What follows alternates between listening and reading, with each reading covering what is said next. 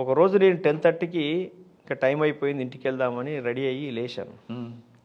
నాకు ఎదురుగా central university students ఎదురయ్యారు police స్టేషన్లో. అదే కొత్త బిల్డింగ్. అవును. అయిన తర్వాత వాళ్ళంతా ఇట్లా అనాసక్తతతో కుంటుకుంటూ ఏదో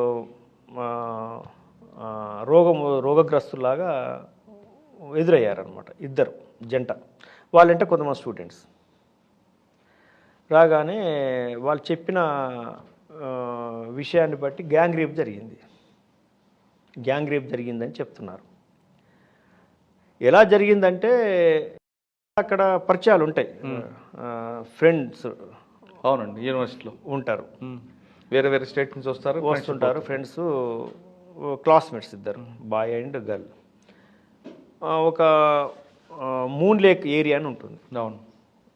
చెరువు ఉంటుంది, ఒక పెద్ద రాయి ఉంటుంది, రప్ప ఉంటుంది, అంతా అక్కడ కూర్చొని అక్కడే మాట్లాడుకుంటుంటారు.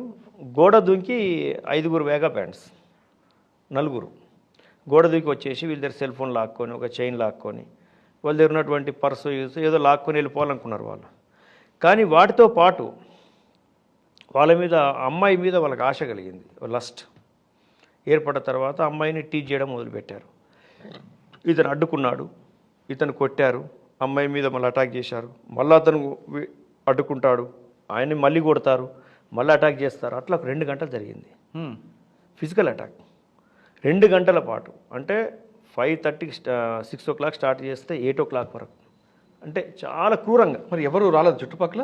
యూనివర్సిటీ అడిగి కదండి, 4000 acres అది. యూనివర్సిటీలో ఒక సెక్యూరిటీ ఉంటుంది కదా ప్రైవేట్గా. వీళ్ళు ఎక్కడికో వెళ్ళిపోయారు. అసలు చాలా పెద్ద చెట్లు ఉంటాయి, గుంపు ఉంటుంది, అడవి ఉంటుంది.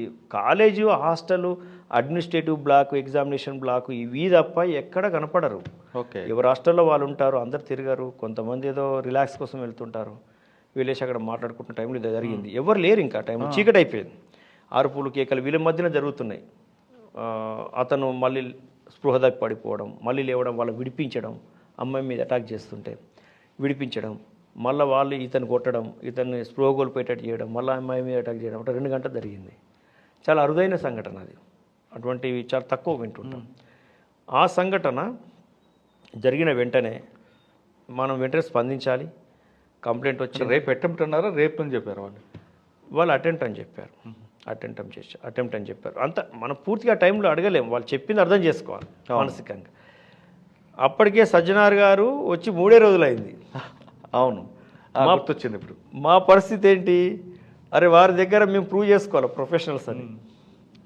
మార్చి నెలలో ప్రొఫెషనల్స్ అని చెప్పి ప్రూవ్ చేసుకోవాలి. అప్పటికే పింకీ కేసు